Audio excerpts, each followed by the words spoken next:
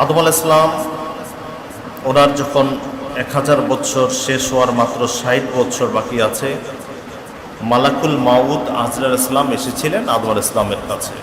তখন তিনি ভুলে গিয়েছিলেন যে তিনি তার প্রিয় সন্তান হযরত দাউদ আলাইহিস সালামকে 60 বছর দান করেছেন। এই কথাটা মনে করে দেওয়ার সাথে সাথে আদম আলাইহিস সালাম বললেন, আমি ভুলে গেছি।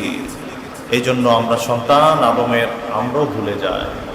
আল্লাহ রাব্বুল আলামিন আদম আলাইহিস সালামকে ঠিক 1000 বছর তিনি যেটা দান করেছিলেন সেটা দিয়ে 1000 বছর পরে তিনি ইন্তেকাল করলেন।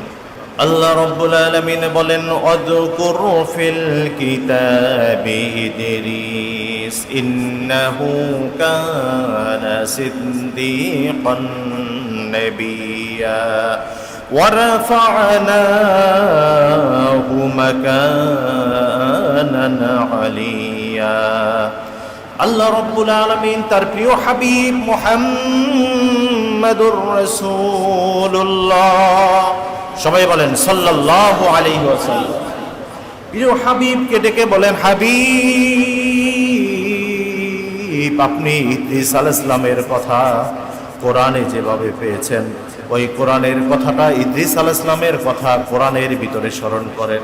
আপনার উম্মতদেরকে এভাবে বলেন, ইন্নাহু কানা সিদ্দীকান নাবিয়্যা। হযরত ইদ্রিস আলাইহিস সালাম একজন সত্যবাদী নবী ছিলেন। ওয়া রাফা'নাহু মাকানান আলিয়্যা, আমি ওই ফেরেশতার মাধ্যমে হযরত ইদ্রিসকে আসমানের উপরে, ওই আরো উপরে আমি উঠিয়েছিলাম। হযরত ইদ্রিস আলাইহিস সালাম ঘুরতে ঘুরতে ওই ফেরেশতার মাধ্যমে যখন জান্নাতের দরজায় গেলেন, তিনি জান্নাতে ঢুকতে চাইলেন, জান্নাতের ফেরেশতা তাকে আটকিয়ে দিলেন। সুবহানাল্লাহ বলেন।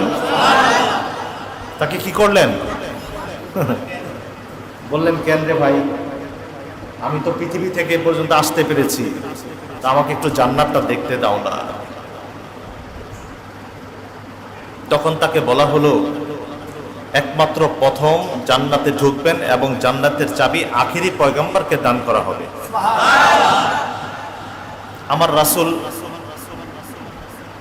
সকল জান্নাতের সর্দার এবং উনি প্রথম তার উম্মতদেরকে নিয়ে ঢুকবেন। উনি আবার মেরাজের রাতেও সে জান্নাত দেখে এসেছেন। সুবহানাল্লাহ বলবেন না? তিনি মেরাজ থেকে এসে হযরত ওমরকে ডাকলেন, ওমর,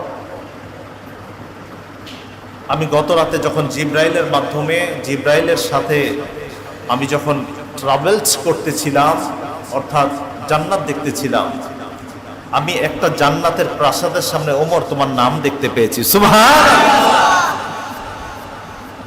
তো ওমর বললেন, এরপরে ইয়া রাসূলুল্লাহ আপনি কি করলেন? বলল, আমি চাইলাম যে তোমার জান্নাতটা কেমন আমি একটু দেখি। আমি ডান পাটা দিতে শুরু করলাম, পরে আবার সরিয়ে দিয়েছি। ওমর চোখের পানি ছেড়ে দিয়ে বললেন, ইয়া রাসূলুল্লাহ আপনি কি করলেন? আপনার পা মোবারকটা যদি আমার জান্নাতে পড়তো, আমার ওই প্রাসাদটা ধন্য হয়ে যেত। হযরত ইদ্রিস আলাইহিস সালামকে জান্নাতে যেতে দেয়া হলো না। উনি কি করবেন? মন খারাপ করে আবার পৃথিবীতে চলে আসতেছিলেন।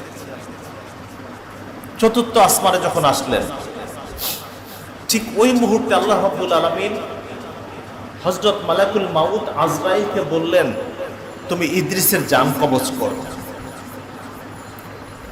মালাকুল মাউত টেনশনে পড়ে গেলেন।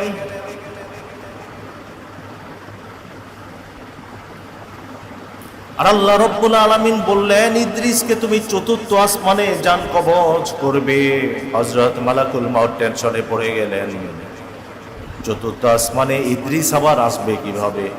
উনি তো পৃথিবীতে আছেন। মানে মালাকুল মাউতের খবর নাই যে ইদ্রিস আলাইহিস সালাম অলরেডি জান্নাতের কাছাকাছি বা চতুর্থ আসমানে আছেন।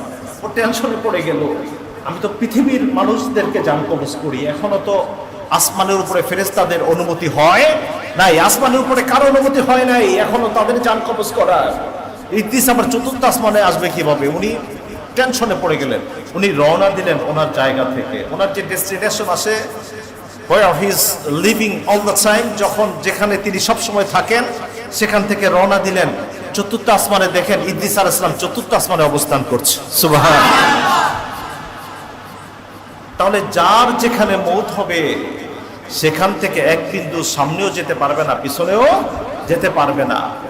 যখন যার যেখানে এবং যখন যতটুকুন সময় বরাদ্দ তার চেয়ে বেশি কেউ নিতে পারবে না। শেষ পর্যন্ত ইদ্রিস আলাইহিস সালামকে চতুর্থ আসমানে যান কবজ করা হলো, তিনি ইন্তেকাল করলেন। দাউদ আলাইহিস সালাম 100টা বিয়ে করেছে, সুবহানাল্লাহ বলবে না? কয়টা? 100। গতকালকে তাফসীর দেখতেছিলাম, দাউদ আলাইহিস সালামের আয়াতের তাফসীর। সেই দাউদ আলাইহিস সালামকেও আল্লাহ রাব্বুল আলামিন তার সময় মতো তাকে মৃত্যুবরণ করিয়েছেন। এর মানে হচ্ছে খুব গাম্ভীর্যপূর্ণ নবী ছিলেন। উনি সবসময় যখন বাইরে যেতেন, ভিতরে বিশাল প্রাসাদ সন্তানেরা আছে, এবং দাউদ আলাইহিস সালামের ছেলে সুলাইমান আলাইহিস সালাম। তো উনি যাওয়ার সময় যে কটা দরজা আছে সব কটা দরজা বন্ধ করে যেতেন সব সময়। শেষ পর্যন্ত একদিন বাসায় এসে দেখেন যে সেই দরজাগুলি খোলা। দরজাগুলি কি খোলা? এই হাদিসটা এসছে হযরত আবু হুরায়রা থেকে। রাসূল কারীম সাল্লাল্লাহু আলাইহি ওয়াসাল্লাম বলেন, রাসূল কারীম সাল্লাল্লাহু আলাইহি ওয়াসাল্লাম এই ঘটনাগুলি সাহাবীদেরকে বলছেন। মুসনাদে আহমদ ইবনে হাম্বল রাহমাতুল্লাহ আলাইহি, তিনি তার মুসনাদে আহমদ কিতাবে হাদিসটা এনেছেন। উনি দেখলেন ভিতরে একটা পরপুরুষ দেখা যায়, তার স্ত্রীদের সামনে দাঁড়িয়ে আছে। খুব রাগ করলেন, জিজ্ঞেস করলেন, তুমি কে হে ভাই? বলল, আমি তো একজন ফেরেশতা, আর আমি সেই ফেরেশতা যার কোনো বাড়ির ভিতরে ঢুকতে কোনো চাবি লাগে না, ইভেন কোনো অনুমতিও লাগে না। আমি যখন যে বাড়িতে ঢুকি সে বাড়িতে কান্নাকাটি শুরু হয়ে যায়, আমি সেই মালাকুল মাউত। হযরত দাউদ বললেন, মালাকুল মাউত, আমার কি সময় শেষ? ওই যে বললাম, একজন নবী ছাড়া কেউ জানতে পারে না when he will die, কখন উনি মরবেন। nobody knows without আদম, আদম ছাড়া কেউ জানতে পারে নাই। মালাকুল মউত বলল, হযরত দাউদ, এখনই আপনার মৃত্যু হয়ে যাবে, আপনি মৃত্যুর জন্য প্রস্তুতি নেন। হযরত দাউদ বললেন, আমাকে 2 রাকাত নামাজ পড়ার সুযোগ দাও। সবাই সুবহানাল্লাহ বলেন। হযরত দাউদ 1 রাকাত শেষ করলেন, নফল নামাজ। দ্বিতীয় রাকাতে যখন সিজদায় গেলেন, সিজদায় যাওয়ার সাথে সাথে হযরত দাউদ আলাইহিস সালামের সময় শেষ। মালাকুল মাউত হযরত দাউদ আলাইহিস সালামের তখনই জান কবজ করলেন। সুবহানাল্লাহ। কিরে ভাই, দাউদ আলাইহিস সালামকে ছাড়া হয়েছে? কথা বলে না। মৃত্যু দাউদ আলাইহিস সালামকে ছেড়েছে? আপনাকে আমাকে ছেড়ে দিবে, এই তো। আপনি রানী এলিজাবেথের নাম শুনেছেন না? এই মহিলা অনেকদিন বেঁচেছে, এবং রানী এলিজাবেথ একটা মুকুট ওনার মাথায় থাকতো, হীরা। ধারণা করা হচ্ছে আপনাকে যদি 2 মণের 80 কেজির একটা বস্তার ভিতরে 1000 টাকার নোট যেতে যেতে পুরা ভরপুর করে আপনার মাথায় উঠায় দেওয়া হয়, এর ভিতরে যতগুলি কোটি কোটি টাকা হবে, ওর চেয়েও বেশি দামি একটা হীরা ছিল ওর এই মাথার মুকুটের মধ্যে। রানী এলিজাবেথ। ও তো মারা যায় নাই নাকি? কথা বলে না। আজরাইল তোর কাছে আসে নাই, এত দামি হীরা তুমি মাথায় নিয়ে চলো, তোমারে আমি আবার জান কবজ করি কেমনি? আজরাইল তাকে ছাড়ে নাই, কবরও তাকে ছাড়বে না, যেহেতু খ্রিস্টান মহিলা। আমাদের আরজি আল্লাহ রাব্বুল আলামিনের দরবারে, আল্লাহ তোমাকে তো একবার হলো আল্লাহ দেখেছি, আমার মতো গোলাম, গুনাহগার গোলাম তোমার না হলেও চলবে, কিন্তু তোমার মতো প্রভু আমার না হলে চলবে না। একটা সিজদা জীবনে কবুল করে নিও, ওই একটা সিজদার বিনিময়ে আমাদের কবর আযাবকে তুমি মাফ করে দিও। ওনার দরবারে তার উজির বসা। হঠাৎ দেখলেন মালাকুল মাউত আজরাইল আলাইহিস সালাতু ওয়াস সালাম, উনি উকি দিলেন রাজ দরবারে। শুধুমাত্র চেহারাটা সুলাইমান আলাইহিস সালাম তার দেখলেন, আবার চলে গেলেন। কিন্তু একটা জিনিস খেয়াল করলেন যে সুলাইমান আলাইহিস সালামের মন খারাপ। কি খারাপ? আপনাদের মন আছে তো আমার দিকে না? আপনাদেরও মন খারাপ? মন খারাপ? নবীদের কাহিনী বলছি, মন খারাপ হওয়ার কথা না। এখন ওনার উজির বলতেছে যে বাদশা নামদার, পয়গম্বর, আমার ভালো লাগতেছে না, আমার দেশ তো হিন্দুস্তানে, আমাকে ওখানে পাঠায় দেন। হযরত সুলাইমান আলাইহিস সালাম বাতাসকে অনুমতি দিলেন, বাতাস তাকে সেখানে পৌঁছে দিলেন। আল্লাহু আকবার। এই কথা আল্লাহ রাব্বুল আলামিন সূরাতুল আনবিয়া এর 81 নম্বর আয়াতে কি সুন্দরভাবে আল্লাহ সব বর্ণনা করে দিয়েছেন। Quran is the direct explanation of my Allah. আমার আল্লাহর সরাসরি কথা হচ্ছে কোরআনুল কারীম। এখানে এমন কিছু নাই, this is the such kind of কিতাব হোয়ার এভরিথিং ইজ অ্যাভেলেবল, যেখানে আপনি সবকিছু পাবেন। নবীদের কাহিনী পাবেন, আপনি সাহাবীদের আকাশের কথা পাবেন, জমিনের কথা পাবেন, গাছপালার কথা পাবেন, পশু পাখির কথা পাবেন।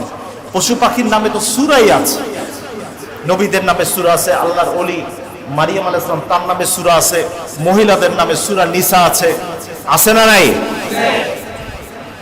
এটা এমন একটা কিতাব, সেই কিতাবের সূরাতুল আনবিয়ার 81 নম্বর আয়াত আল্লাহ রাব্বুল আলামিন বলেন, وَلِسُلَيْمَانَ الرِّيحَ عَاصِفَةً تَجْرِي بِأَمْرِهِ إِلَى الْأَرْضِ। আল্লাহ রাব্বুল আলামিন বলেন, সুলাইমান যখন কোথাও যাওয়ার দরকার হতো বা কোনো কিছু তার সুবিধা মতো ওই জায়গায় পাঠানো দরকার হতো, সুলাইমান বাতাসকে অনুমতি দিতেন, বাতাসকে তিনি অর্ডার করতেন, আর বাতাস তার কথা মতো তাজরি বিআমরিহি ইলাল আরদ। সুলাইমান যদি বাতাসকে বলতেন অমুক জায়গায় যাও, বাতাস সে জায়গায় চলে যেত। সুলাইমান যদি বলতেন বাতাস তুমি আমাকে নিয়ে চলো, বাতাস তার সিংহাসনকে উপরে উঠিয়ে লিফটের মতো নিয়ে চলতেন।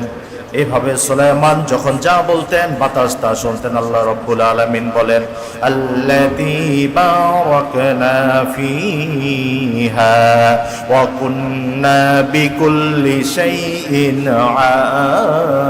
আলিমিন। সুলাইমান যেই জায়গায় বাতাসকে বলতেন যেতে, সেই জায়গায় আমি আল্লাহ রাব্বুল আলামিন বরকত দান করেছি। সুবহানাল্লাহ বলেন।